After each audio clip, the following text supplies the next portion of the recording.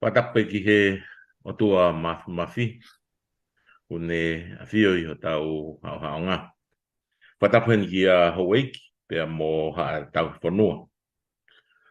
Watape ni ki he tagata ki Faifekau Pelikani Esau ka pehe ki he ha tau laiki mo whanangoa programa a koe ni pea pehe ki he Eleta Lauhingoa mawhana pea tau kau whata I he programa ako tohi tapu e aho koe ni. Pea pehe ki he ngahi tuunga kotoape whaatapua. Pea o fia I he haua koe ni ke utalirei. Ai ngahi laumalie kotoape mo mea mai. I he programa ko tohi tapu o e aho koe ni. O e tau lotu e hoko e programa.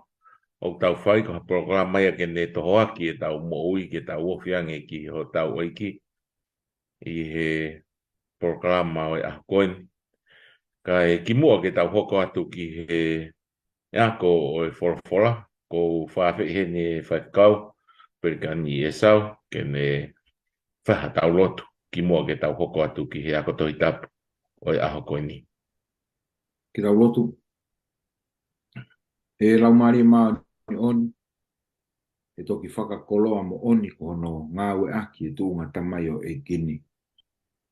Ke whakahoata e fola ako o e wiki ko e. O mātua ki o ngoi mo oni e tūnga tamai o Eiki tae whiunga, tae maa usia. Ai loloto, mo e lawe mai, o e fola ako ai awhion. Ko iai mau kore atu ho laumalie. Ke whakahoata ia teki mau tolu, e ngahi tala noa mo e tā ki kina, pia mehe o fola. Lawe I mo loto e kau whanongo, ke nau tari e whakahino, pia mau kau ngā unu atu ke tau wāwhi pia mo koe, he pirikimi pia mei taimi ki tari. Tāpu kina mai a ki mau tolu e whiako a kini, ia kraisi koe alo, kako mau whamo ui. Amen. Amen.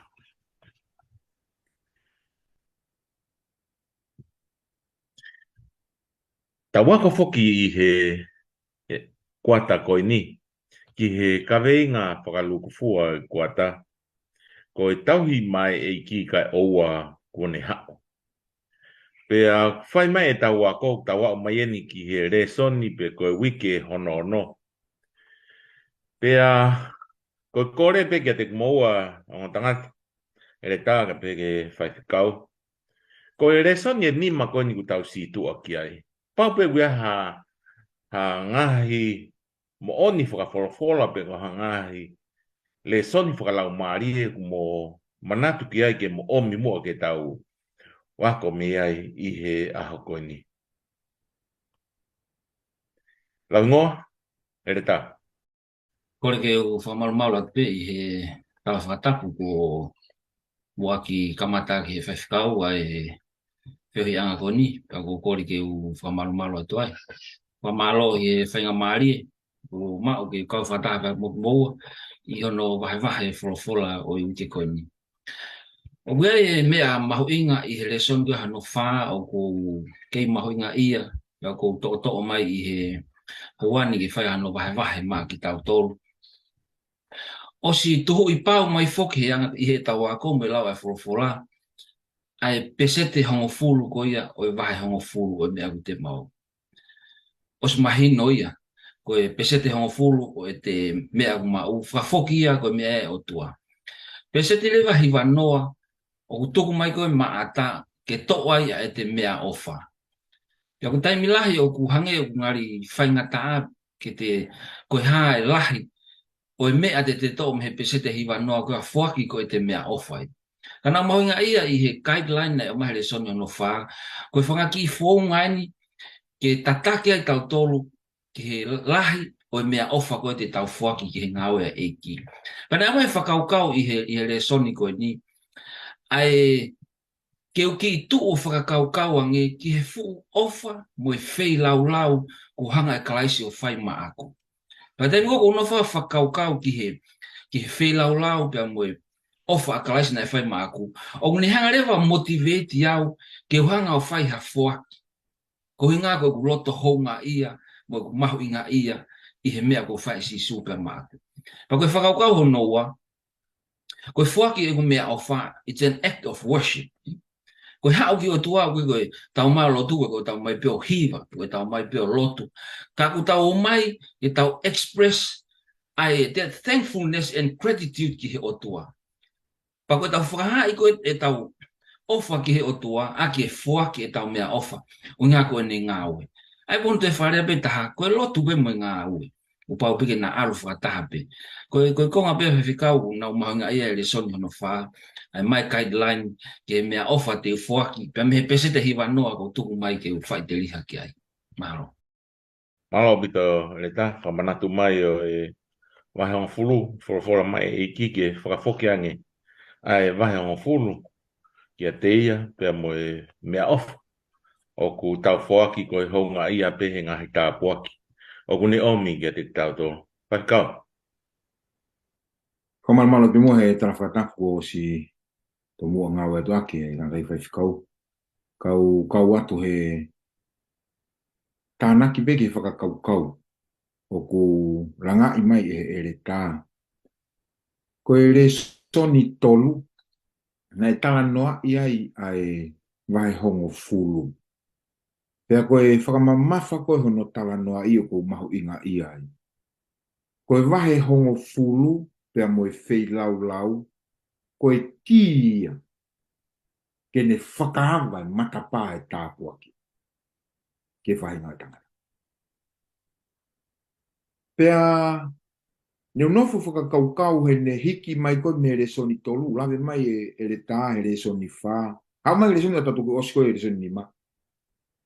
Mahu inga ka te au, ai uhinga koe, o ku whaia e tau whaki.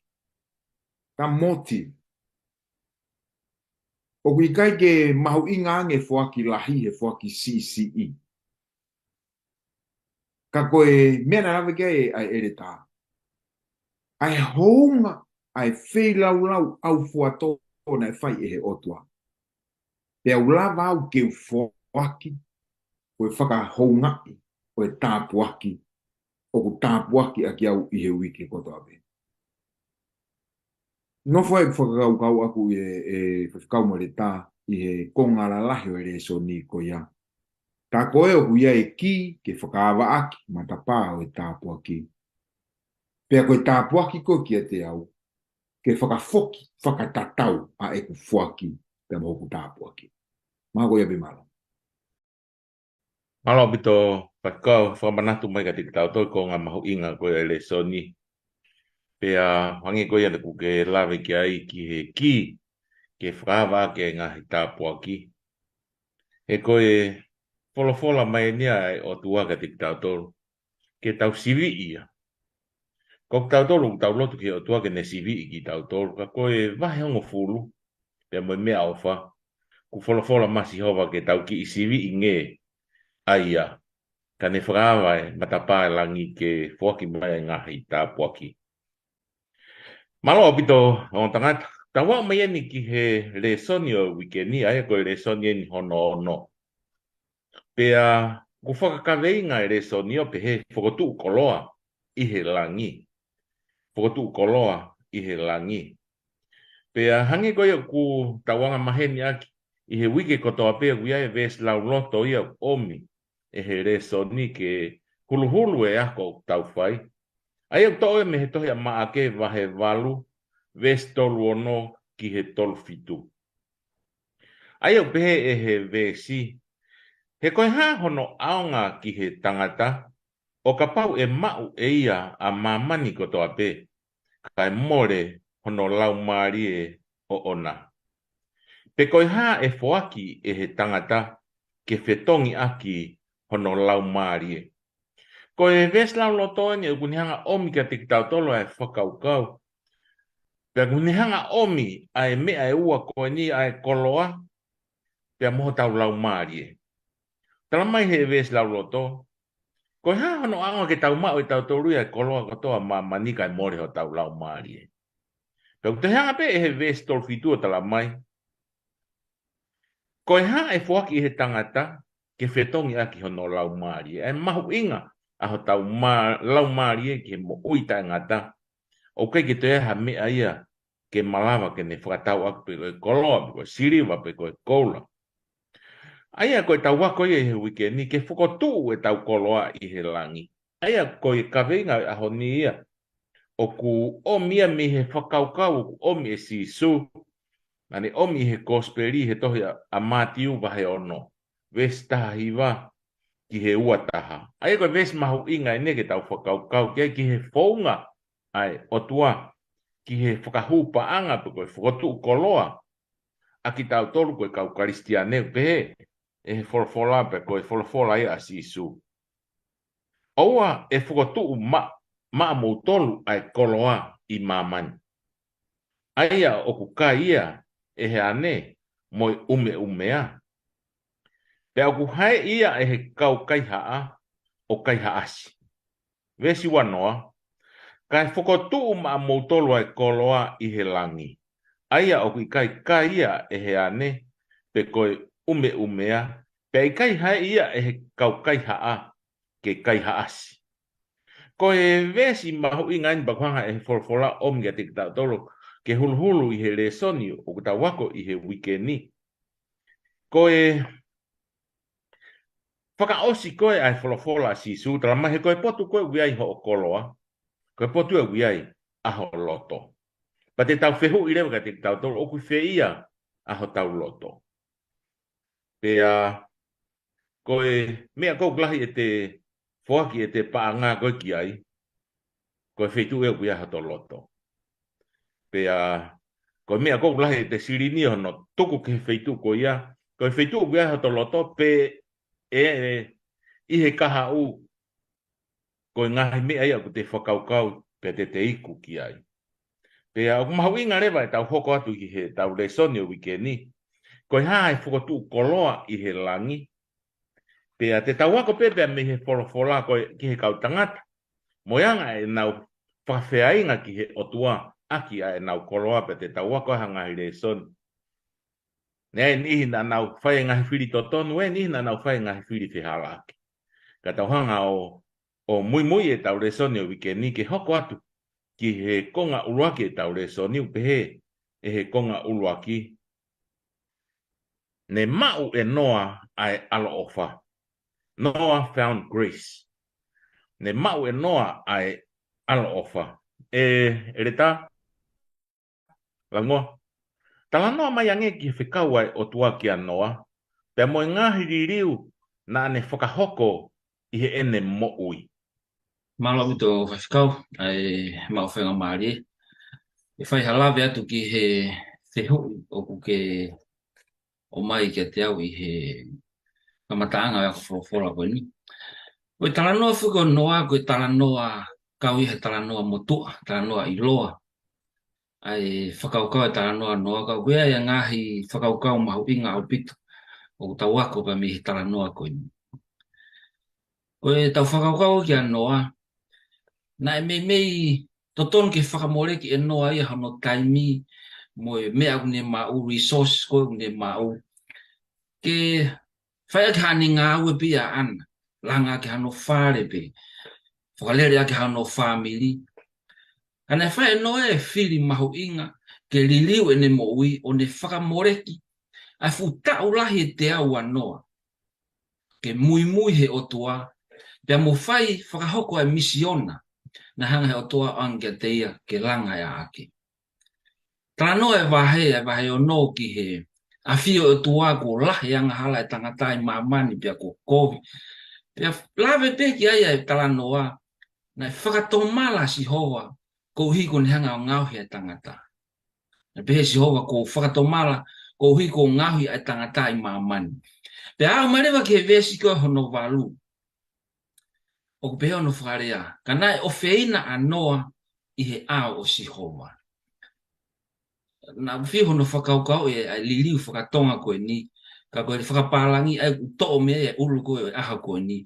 But Noah found grace in the eyes of the Lord. Ka koe fofua taimien ki asia e whoerea koe ni koe keresi i he wholofola. A vesi koe ni o pehe na e mamata pe na sio anoa o hama e keresi pe koe alo o fa pe mi fofonga o si hoa. Na ikaki mau e noe ha feiva mihe kakai, pe mi hono family, pe mi hono fonua. Kako na umea na tona e fai ko no manuki, mo no fehi ane kinai anoa. Ko hia koe ngau e koe na ne fai, koe mo ui, mo e malanga koe na e fai noa, na ne hanga e noa ia o contempt pe whakahala iai ai kakai koe. Kana keke nau sio nau tolu ke mea na e mamata ki anoa. Hange koe lau a Veesi Valu, na e mamata noa ia ki he alo o whape mi he fofonga si hoa. Pea koe mea na ne hanga o ai moi anoa, ke makehe atu e ato e tahe mamani. Because he found grace in the eyes of the Lord. Vesi hiva pea pehe ai, koe tangata anga tonu mo hao anoa i hono to'u tangata. Pea na e a ewa anoa mo o tua. Sai, lolo tonga e anga hala e fu mamani ko ni he taimi o Noa. Noah kept his integrity. O ku maria ua e tau himi, a siasi himi wangia ua wha o pehe. O ku ui mai a sisu he aha kotoa, pa koe kongani maho ingana mo ia koe Noa. Tuku ai pea mamani ia, kai mui ia te au. Family, e mo Faifekau. Kapau o ku anga hala mamani. Kapau o ku kea mamani. Kapau ke kia merino ia i mamani. Tau sio tau tau ke sisu he mao e merino e penia. Tau wakai tau tau ke fofonga sisu he mao pe mea o fai. E mao pe mea e merino. E mao pe mea e alo o fa pe moekeres. Au whamatala he tala noa. Na e kai toko taha pe anoa mono family. Ai mana wahe mo tala mo fua ke otua. Tala mai na iai pe mo ni ihi na anau tui mo ngā ue whakataha o noa. O a o peki o nau mālolo na tolu ki mua pe atoa e lo maki. Pana kawa e kui ko ni anoa ko me tuisela. Na nau kau whakataha i he poupou ki ngā ue na e whae e noa ka na nau mālolo ki mua pe hoko mai e lo maki. Na manuki he kakai anoa. Ka koe ni misi o nā ke langa e ake mo ne hanga o malangai ke whakatomala e kakai. Ka koe pango na e ka yola. Ai taue o te au anoa. Ai perseverance anoa. Ai ne kātaki. Tau tolu ku peku tau o tau e wanoa pe ta e tolu noa e tau malanga e fofola. Ka ko noa tau e te au anoa mono whakatanga i pe. Tā mai wa akau ngahi e papa. Whakatanga i pe. Tuke ha mala. Kai malanga pe anoa. Ko ingahe na ne sio ki alo ofa ai o tua. Pako pau ke ne ngāwe osi kia verenga. E whae misiona na tuke ai. Ta tau ai pe poko hae whakawhea ngai e kakai kia teia. Poko hae palpare mau koko i ono a takai. Ko Lesoni kia koe pia muau. Tuku ke ta sio pe taua kia kalais. Mako ki tāri pia Faifekau ki he whehui ko ki o mai he konga ko ia. Malo bito Eleta tau wako e Lesoni mahu inga pia me he tangata koni ko noa. Pea e oi ngahi mea na ke whamatara kotoa ki ai. O ku tau wako me ai. Ko hea pe mea ku wholofola mai o tuaka te tau tolu. Whia ma oi ke tau whai. Faifekau. Tala no mai ange ki he ngahi Lesoni o tau lava o ako me he tō onga mo ui anoa. Tau te whito i he kuonga o tau mo ui ai. Marawito o Faifekau he fotu e whakakaukau. Whamaratu e le tā. Ia no lawe i mai ngahi tuunga o e ngahi Lesoni la. Te tau osi ako e tau toru ia mea noa he whakamatala ko ia. Ko roto beo ke o mai whakakaukau ke ofi a pito ka tau toru he kuonga koe ni. Kaketo e kehe hono ai mea kona e hoko he kuonga noa. Mo tāno apostolo ko pita ia ua pita vai toru ves toru ke fitu. Ki he ngahi mea o ku hoko iho tau kuonga. Ko mea bena e whiangangai mo noa he kuonga ko ia. Nā lawe ai Eleta kia ke whakakaukau. Ki he whakaangai o noa. Whakawhepaki o noa. Papai tau whakatokanga ai mo ui kuk tau mo ui he taimini. He tau tangata pe mo kuonga ko ni.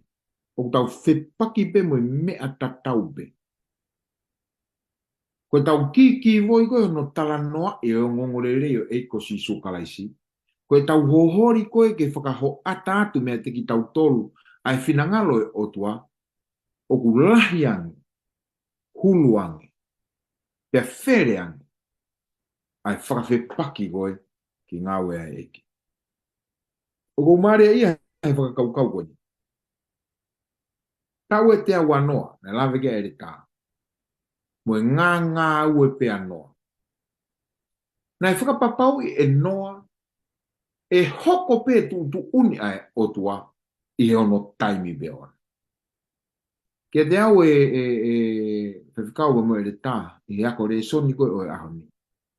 Ka pau e ha Lesoni a ku lahiangi ke tauhanga o puke me tā noa koe ni o noa. Ke whe unga mo tau tau tangata, ko eni. E hoko e whinangalo o tua i he taimi bea o tua. O tāna apostolo ko pita, o kui kai ke whakatua tuai e o tua ke ne foki mai. Ka o ku kātaki fuoloa. Pau pehe kua ngā noa, koe mea nei holomui e toko lahi, koe tuai koe taimi ke hoko e lo maki. Ke mahalo peu hoko tau tangata. Ka koe ngā ue koe ku tau whai whakatatau mo noa. Nei kai ke ngā ue pea noa ia, pea viviri ke hoko pehe taimi ko ia. Nei ngā ue pea noa ia. Ka te kina pe whai ngata ki he taimi pea e otua. Kono whakapuripuri ko e Fokotu'u Koloa. Ko e Fokotu'u Koloa na e whai e noa. O koe ke whai e mai mama ko ni. Na e whai e mai mama ka hau. O ko pehe ni ngā ue ku tau whai ko he taimini. Ko e tau ngā ue ko ku whai ko he taimini. Ko mea ke tau hanga whakatonga ai. Ko e tau Fokotu'u Koloa pe ke apu te teo he Eiki. Luke taha no Veesi hongo fulu. Ko ia kuanga tonu i he mea sii, o kuanga tonu fokia i he mea lah. Ko ia ku taeanga tonu i he mea sii, o ku taeanga tonu ia i he mea lah. Ko whakakaukau ia, ko e Lesoni ia, o ku tonu ke tau kumuni, i he aho ko eni, o whakatatau mo tau tagata ku tau mo uia. Ko e tau wanga to tonu ko he ngahi mea o ku tau whai, ko e tau whakatolonga atu ia, o e tau peko e tau whakatupu koloa ia, ke mea kuto e lahia. Mahalo ko e ki tāna ki pia kau mahalo. Mahalo pito Faifekau e omia ngahi tawhako ia ki he tau Fokotu'u Koloa i he Langi. Oku tau hoko heni ki he konga hono ua e tau Lesoni, aia koe konga koen hono ua utala mai e palahame, koe ta mai ai kau whai totonu. E palahame, koe ta mai ai kau whai totonu.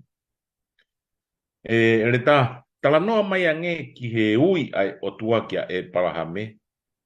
Pea moe ne ngahi tala ofa kia e palahame. Pea moe mamani. Tai malo pito Faifekau. Koe o whate fito ai tari te whai pia mia senesi vai tahaua Veesi Lauloto ke Veesi tolu.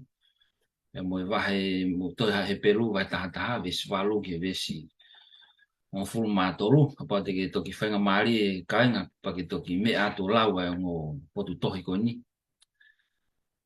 Koe hange pe koe tala noa, koe tala noa i loa eni e vahe mo fulu maua e tohi a senesi, hono ui koe o tua ke e palame pe foke tai minti e ke liu ke e palahame.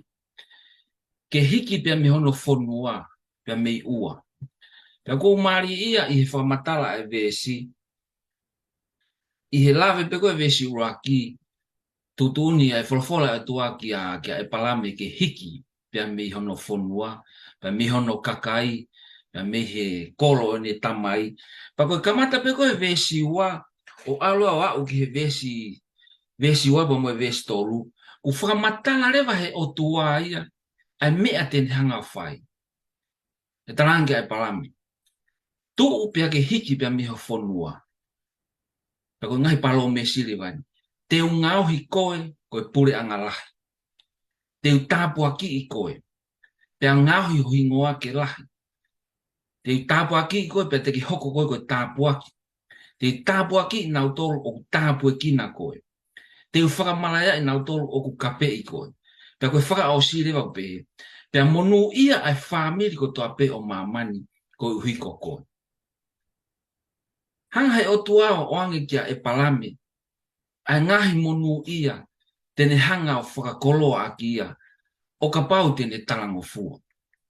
Pau kaito e kehe ai ui kone e whaika e palame, pau moe wholofola na e whaiki a noa, na na whaika tau he mea kone koe tui, pau moe talango fua. Mau mea i pe o Faifekau pe peke kāinga whanongo, o koe koe mea whaingo fua, ke te hiki me he kolo na te tupu ai, pa te hiki mi hoto family, pa mi hoto maheni, ki ha toi kolo e taha.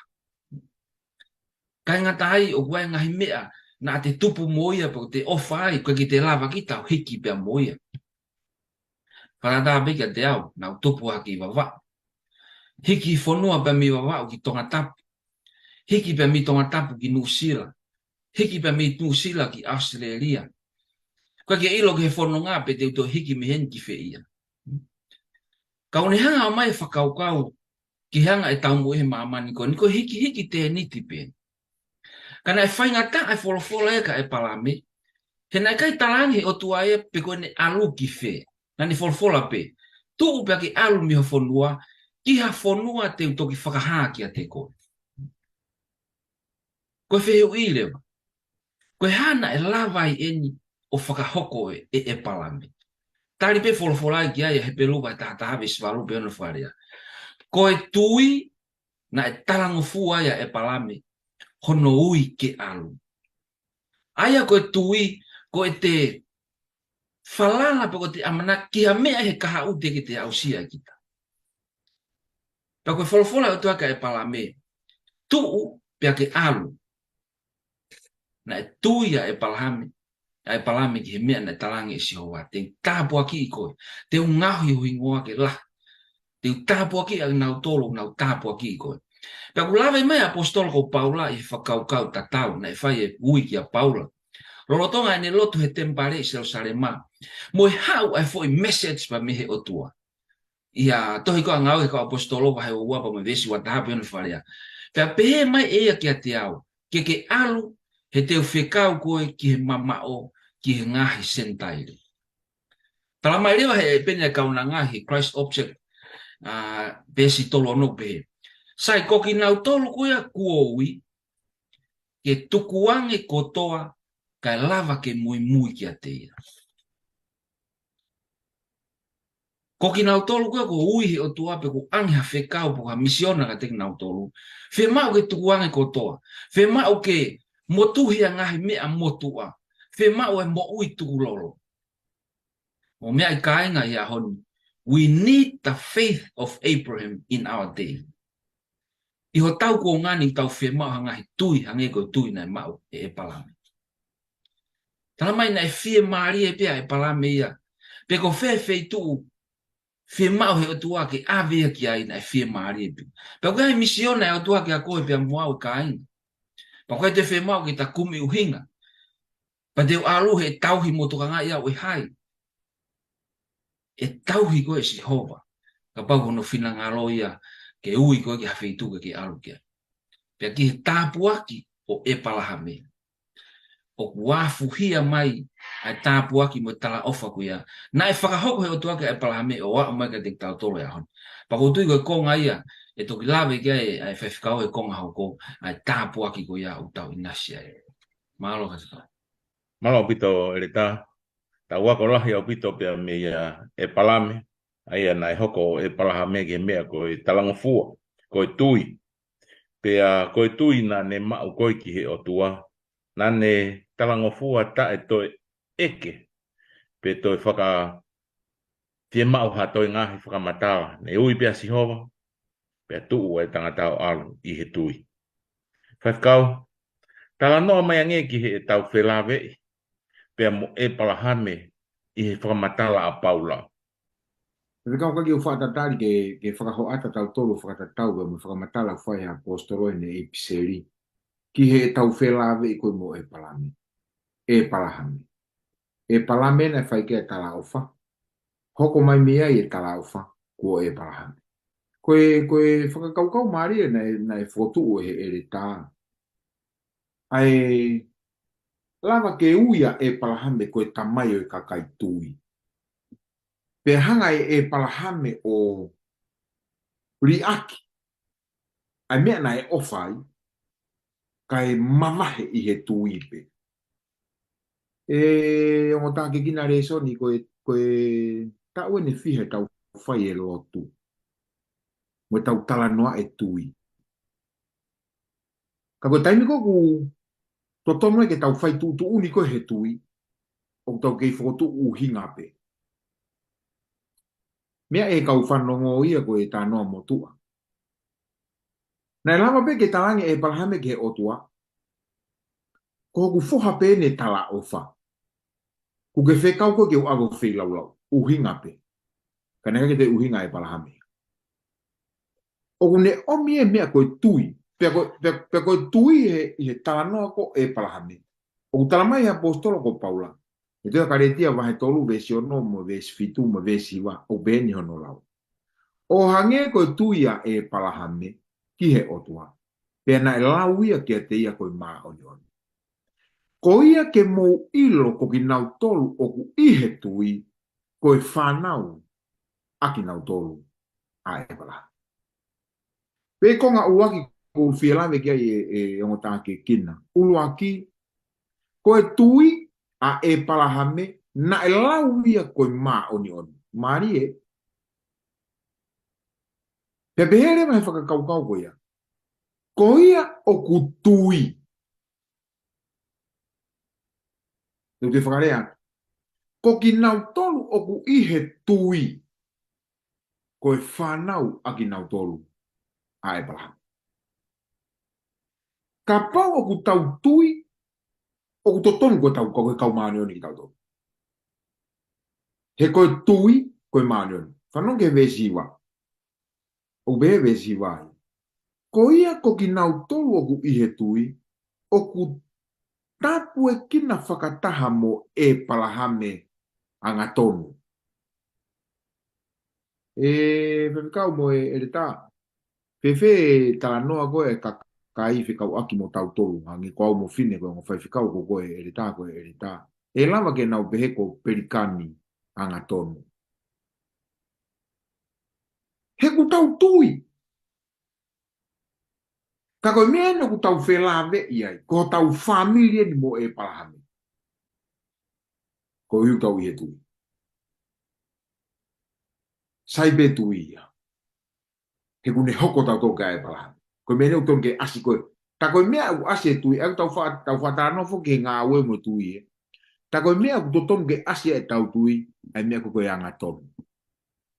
Ka pau koe whanau tau tola e palahame ihe tui. Tau anga tonu. Te koe whelave ia mo e palahame. Ki tāna ki vea maro. Malo pito o tangata e tāna ki mahuinga, maapopo ki he tau Lesoni. Pea o mahino pe mi he tau Lesoni e o tangata anoa mo e palahame. Ke o tangata na e ui ki naua e he otua. Pea ko e ui koe ai otua ki a te naua na ana whiri ke na talangofua ki he otua. Pea uhange koe na ke lawe ki ai Faifekau. Ai mea mahu inga ki a te tautoko e tui, pea ui ai a ki tautoko e maani oni. Pea neonga ku tau tui pea ui ki tautoko e maani oni. Na e tui pea noa ki he otua, pea ui a koe maani oni.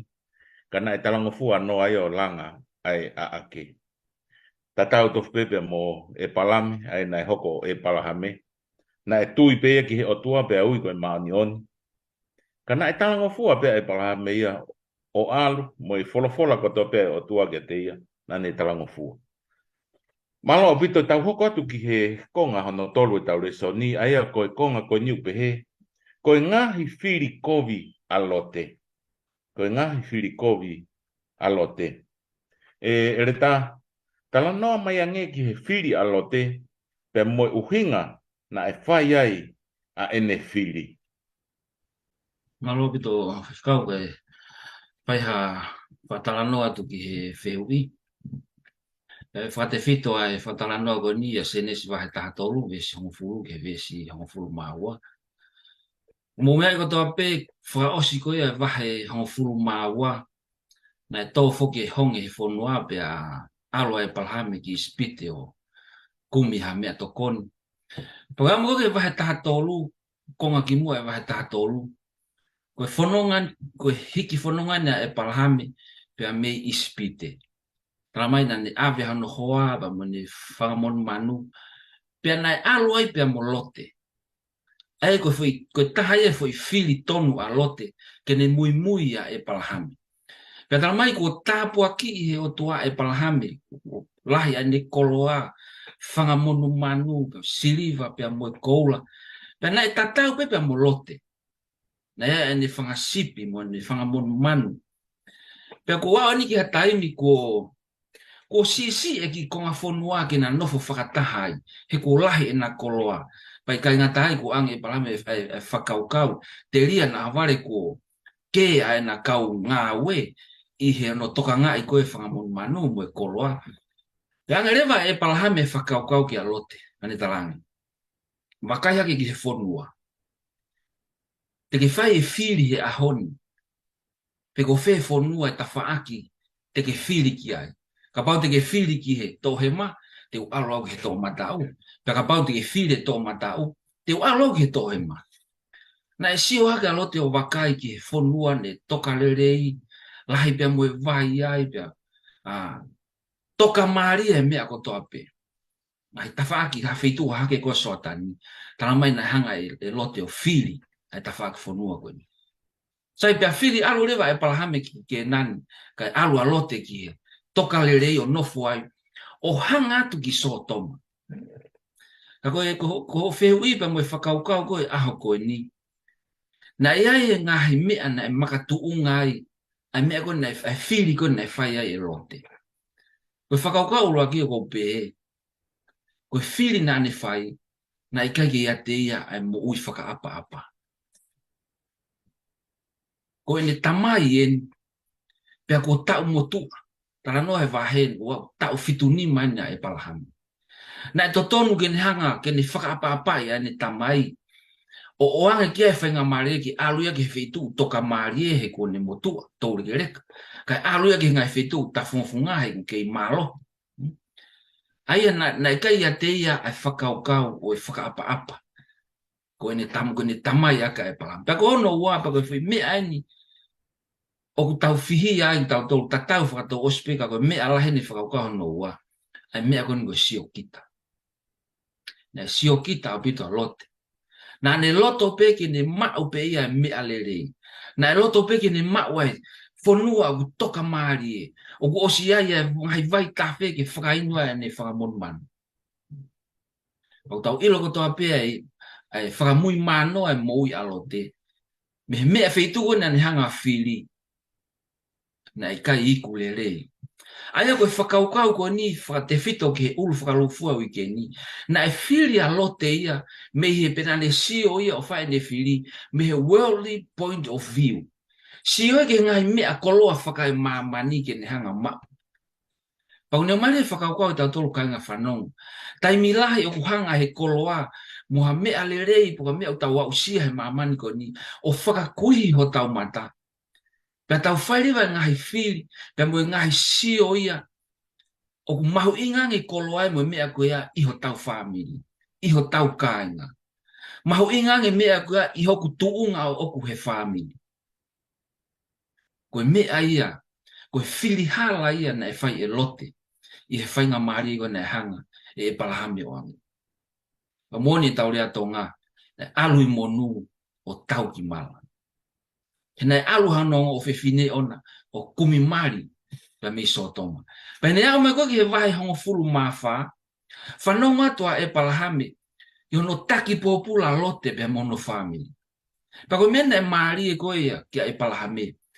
Nei kai pehe e palahame, sa ia tuku atu wake alo whainga tā ia i moe, foi hori ki whia matapota. Kana i kai talamai, na e hawa e palahame, o whakahauwhi a lote nani alo tau ke whakahauwhi mai a lote aki a Eleta. Pehe mo ilo beho ka te taranoa, whakaloloma e taranoa na e toi foki pe a lote ki sotoma. Pehe nei haua e palahame honoua, na i kai te hauia ko Eleta, kana hau ia koe lotu, na ne fai e lotu lahi, ke whakahauwhi, ai whanua ko ni pia moe kakayang hala. Kainga, koe koloa moe tu maari e mamani ko ni. He kake tau alu tatolu pia moia ki he mo ui kaha. Ka ko o ngā au e rei, o mo ui ei halau maari e, pia ne mau e mo i tangata. Koe me aia te tau alu pia moia, ki he whakamau anga maani o ne o tua. A koe ia Faifekau ai whakaukau, ki he whirihala na e whaero te pa koe taimila, o tau whihia he whirihala koe. A o na hanga he koloa mo i maari e mamani ko ni o whakakuhi tau tō, ka ngalo, ka tāpua ki mo le rei hanga si hova o toka te ma tau tō. Malo bito Eleta, koe whiri whihala ki ana e whai e lote, pia koe whihala ki o ene whiri na e ia i pe ai ngahi nunu, kovi na ne whipaku moia. Ka e whawhitai pe na ia i pe a Abraham ke whai hano tokoni, pia tau fia he ngahi Lesoni, o ku tau ako pia me he tamao iki koe ni e ngahi whiri hala ke oa te tau whai. E Faifekau, koe haa o whakaukau ki taimi na e tala noa ai a Abraham pia moe otua. Koe au mai ne re ko tia ke vai taha walu. Na e kamata mai e re taha ia me vai taha ua, taha tolu, taha wha. Au mai ne ke vai taha walu. Koe au e vai taha walu, o toi koa se nesi, ko au hake ki he langi, ai kovi, a soto ma pe moko mola. Mana tu he taimi na e whakamatala i koe e re taha whekau aki ki a Abraham molote. Na e nofo whakamama wha i he whiri hala. Pe koe whiri kovi. Mahalo ki alote, koe whiri sai, he koe whonuana e whainga maari. Ka koe iku angana e kai ki sai. Pena e totonu, pena e osfo matana mai re taia ke he vao e palahame molote. Ko e palahame koe foha ki alote. Ko lote koe foha ki a e palahame. Ai koe tamaya e palahame ki alote. Whiri a alote ki he whainga maari. Alu tu oua e palahame. Ulua ki alune tānoa ke e re taa. Whakahawhia meno tuku pōpula, meno whakapōpula. Alu honoa, koe alu o lotu, ke whakahawhia whonua, na hiki whonua koe iai. Koe taimi na whe pōtara noa e o tua koe mo e palahame vai tāwanu. O maari e ia he koe mea utomu ke tau tokanga ki ai. Kapau na koe tau pehe, koe hoko mai ka tau tolu. He whahinga wā pia mo mea na e whai he whiri. Mahalo tau skui tau tolu pehe, tuwai pehe koe whaui pe ona. Ka kuako e gure Lesoni lahi au pito aku e o ta ke kina pia mea e Abraham. Ko mea na fai Abraham. Ta imbe na mahino ke Abraham e whakaai o tua e whakaauha so toma mo ko mola fulahi na wangara. Kore a Abraham. Kore he toko ni manoa. Ka pau ke he toko ni manoa he kolo. E hao, tango tua hao. Holohifo, whanoa, tolunoa, uanoa, aloa o hongo fulu.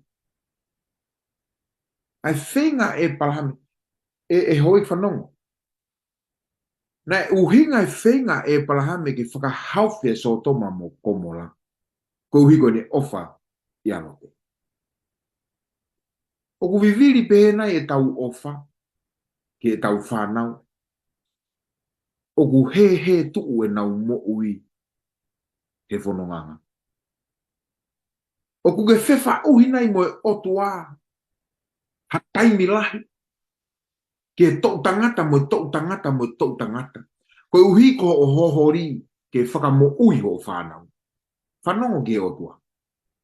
Whanongo ke e paraha. O a ue ke toko hongo furu kai ke mako. Ta whaaki koe taha koe o tua. O whakamahino e o tua ka e parahame a ene manawa o wha. Na ostom ke mahino pe ka e parahame ko ke hama ni o neso tomu. Ka noa e Lesoni, na e tatari pe o tua ke hiri ono whakawhehu ia e palahame. Petogi riwa e ne whanonga. Koe whanonga ku tatari mai o tua. O koe ke fōi e o tua e te muke tala noa koe ki ai.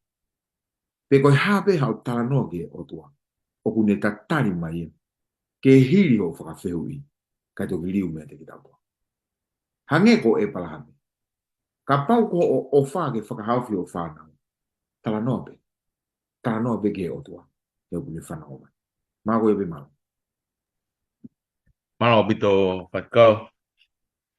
Koe ko ngā hono whā o tau Lesoni o pehe e ko ngā ia koe ni.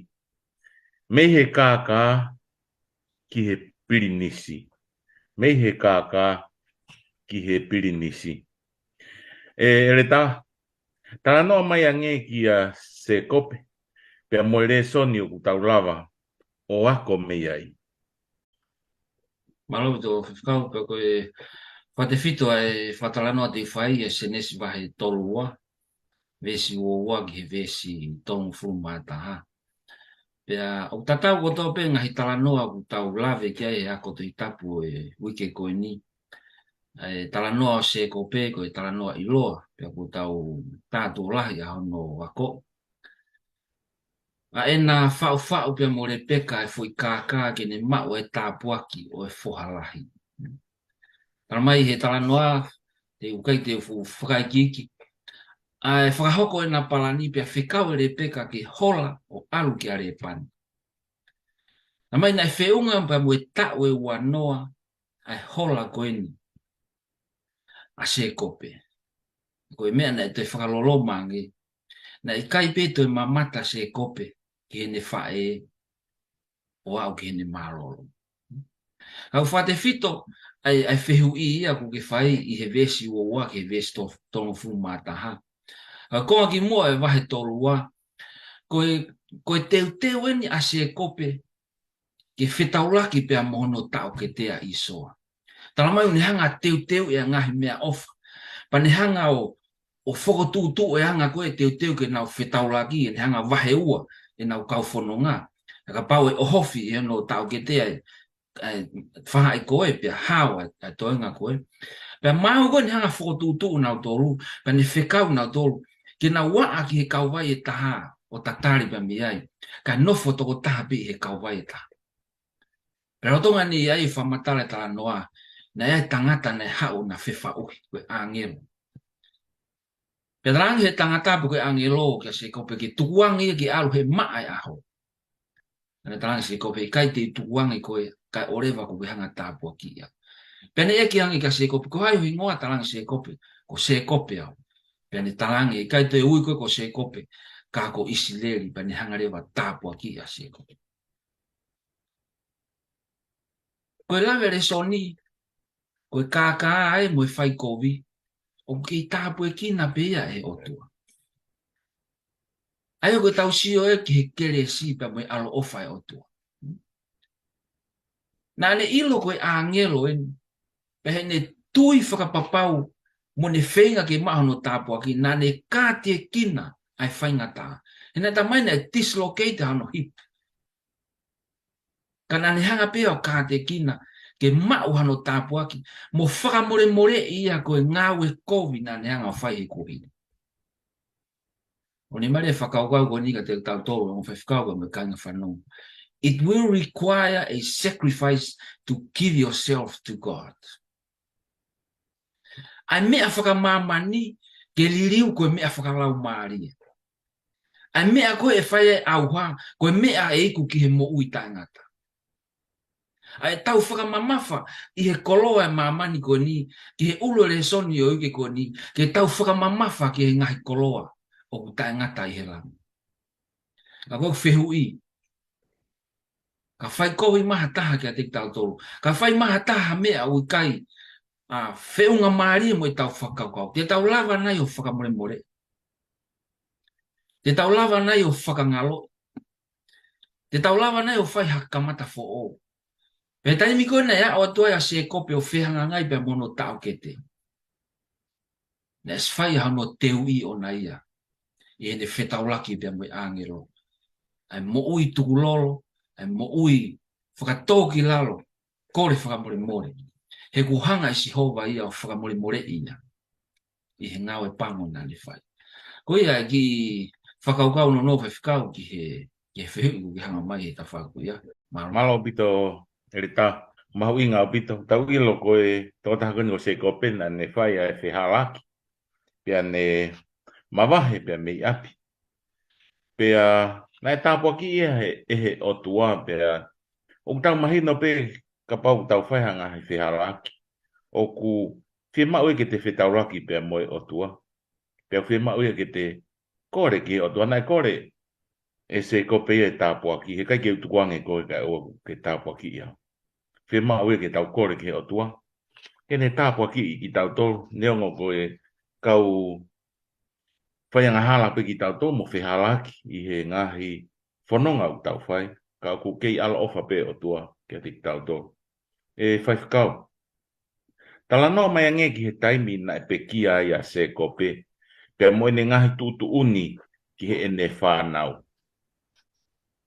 Maria ia lahi au pita whakakau o ia. Rekoti e tohe se nes whahiwa. Veesi wahiwa ke tolu. Tuk whainga Maria ka whanongo pea mo toki wakai haki ke whakakau. Ka ko tala noa koe ni ko Maria ia. Ko uhina ku Maria ia. Ki he tala ofa koe a o tua ki a e palahame. Te utoe omiho hako ki genan. Pea ngata he tala ofa ia. Genan ia e palahame. Pea movete whanawa Israeli o a umaki isipite. Tala noa he wholofola tau e whange au tolu noa nofo pōpula whanau Israeli. Ka koe tala ofa ai o tua. Hire tau e whange au tolu noa patuk whakahoko tala ofa koea. Kena wau sia kena. Te keke alu e whanau Israelia me isipite. Ki kenani. Koe tu unia ni koe na e whai e se kope. Kene whanau. Kau ka mate aveau. Aveau o tanu he feitu'u. Na e tanua e palahame mosela. Na e tanua Aisake morepeka. Na e tanua ria. I he mata whanga. O e kolo pe koe ke nani koe whanua ia talapa. O ke whakakaukau kune hanga o langa i kia teo e whakakaukau na e viviria ia se kope ke ave pe ia tanu ke nani. Toki hoko te tala noa ia tala mai kaimina e alua e whanawa Israeli ai na e ave a se kope koe ke whakafoke ave tanu koe ki ai. Konga ke he tala noa. Kako mahu inga u he whakakaukau koe peko hanga he toia he pelua o mai e uhinga. Tana e mo ui e kau pēteri ake koe ni. Mo e nau pe ki ha whonua fo o. Tana nau osi ki a verenga he tui. Na e Fokotu'u pe nau amanaki i ha whonua fo o. Le konte i pseria paula e toia he pelua vai tata mo i vesi tātoru ko maari e ia hano whaka whenā pasi e pia mo i whakakaukau koe o e hohori a se kope ke tanu pe ia ki kenani. Na e mate a ki nau tolu ni kotoape i he tui o i kai ke nau lava ia ngā he tala o wha. Ka nā nau mamata mamao atu mo ilo pau ki ai. O wha o fua ia, o nau whakahako e kau muri mo kau au nofo aki nau tolu i he mamani. Mo ilo ka pau e Fokotu'u e tau amanaki i he whonua pe koe pureanga o e otua. Te tau mo ui he mo ui koe ni, ka e hohori pe e tau fua whatongia ke tau wau sia pureanga koe. Hange tof pe koe pe te rea koe se. Whakakau i o malo pito. Malo pito Faifekau. Tawa mai ni ki he konga whakaosio e tau Lesoni. Ai upe e ka venga e koe ni Mosese i ispite. Mosese i ispite. Eleta. Tala no mai ange ki he whiri na e whai e Mosese. Malo, apito Faifekau. Ai whakaukau ko ia. Pea, koutu o tau Koloa ia i he weekendi i kau tangata o te o mai ke tau sio. Ki he ngahi anga e nau tō ngā whawhea ngai ki he uia o tuau whaiga te nau tō. Ni ihi na e tonua e nau whili, ni ihi na e hala e whili na nau whai. Pea utala noa e whakaukau koe ni ia o mai ia he peru vai tātaha Veesi ua whaaki, Veesi ua hiwa. Again, ko tala noa mo tua, vai mo tala noa koe a Mosese. Pai kai te fufukai ke tala noa ko mo mea i ko kau tau kei forfora. Na omi ko ia e hofe fine ko whelo a Mosese. Pea o mai pea e ne whae, pea mono tofi fine kai ki hana uilo ki ai, o na hanga o tauhi pe ohi ai tamasi ko ni i he palasi. Taimina e fulahi ke tamasi si ia ia Mosese tala mai na i train ia he palasi whakatui. Tala mai rewa ia ngau e vai fitu Veesi ua, na e ako naki ki ai e poto kotoape o isipite, pe na e malohi ia i he rea, pea mui ngau. Ko taimina ne hoko ia fu tangata, matu o tu angia Mosese na ne whaile vai fili. Na e whaile vai fili ki hene mo ui. Pa koe fili koe na e whai koe e Mosese. Na e liliu ai pe mo historia. O hau mai kia koe pe mohe akon. Ko tau whiu kapau na e nofo ai pe a Mosese ispite. Tene, na ne osi mau e ia e langi pe mo tu marie i he pure anga. Ko marie i he lave koe a he pelu. Veesi tahapa mo Veesi wanima. Ki he fili koe na e whae Mosese, koe fili tonu mo. O beo no wharia. O ne fili mua ke ne kātaki ai mamahi, whakataha mo e kakai ai o tua. I ene mau ai fia o yanga hala o fuoloa si. Mahari au bito e, ai fili koe na e whae Mosese. Maho ianga Mosese, ke ne kāte kina pe mamahi, whakataha mo e kakai ai o tua. I ene mau ai fia, i he anga hala e fuonou pehe mo ui koe. Koe tuku Koloa ia ki Langi na isio ki ai a Mosese. Na kai to whakau, na kai mahu inga ia he langi tene mau. Kapau e nofo e, koe foha ia o ofe fine o whero. Pe ia i bea ne totono ane ke ne au ki he talon. Au tala mahe Veesi ua wha, na agulave ki ai, koe tui a Mosese, na ne li aki ai, hono lahi, hono ui ia koe tama ai ofe fine o whero. Tau bebe ka pau na kuau, ohi hake au he palasi e tui. Ma o e mea kotoape, ma o e langi. Koe hamai te toi whi mawa hem he palasi e tui. Ka ko Mosese eni, o e fili tonu na ne whai, na ne fili ia ke mui ki o tua. Na e sio a Mosese ia ki he whai ngā mea, o unseen, o koe ke lawa e mata whakamateria ia sio ki ai. Na e sio ia ki he Koloa, ki he mea o ku tangata, o ku hanga he o tua te teu pia maana. Pane hanga o si ake a ispite mono melie. He na ia ia mo ui ang halai, mo ui furi ki wanu, i he whanua ko ispite. Pane si ake ia mea ku hangari le rei mai, ka koe mea e auha, koe mea e whakatau ia ki he mate. Pe ha oia Mosese o whai ngā au e pue misiona mai o tua, o a upe o uhi o tua, ke alu o mai hano kakai pe me ispite. Pene ona e kai ki a ua Mosese ia ki whanua e tala ofa. Na koe mea mahu inga, ongo Faifekau kai ngā whanau, na e whai e Mosese ai whiri tonu, ke ne mui ki a siho. Maro ki whakau pia, kau ke kongo ko ia, maro. Maro pito Eleta, mahu inga au pito e ai mea kuke omi whikau aki pia mo Mosese, pia koutui, ko e lerei taha a e whae a Mosese na e whae kia te ia he uraki tau e taha ua o ene mo ui. Na e whakawai lerei ia ki he whiri ko a Mosese, na e toki whae i he palasi o tui. E Faifekau, tala noa mai ange ki he mahu inga o e tau mana tui. O i kai ko tau api i he anga o e tau mo ui i he mamani. I whakaosi e toi pēo he tu konga koe ni pēa toki tu watu peke ta Eleta ne whakamāpopo mai tau Lesoni mo toki whae tau lotu tōku. Kai mana o silawe ni nai angi he konga tōru koe wha koe tau Lesoni whekau aki pēa moe. Mo sio mamao ai ongo pēteri a keke he whanua e tā o wha. Koe toi koa he pelu vai tātaha Veesi tolua ke whānoa. Ko mahu inga ia ai ko whaampe ke ulau atu ki lahi loloa e Veesi ka ko whemau pe ke ulau. Ke tau whanongo. He mahalo ku tau keife mo e kina tau tolu he Fokotu'u Koloa i mamani, he api i mamani.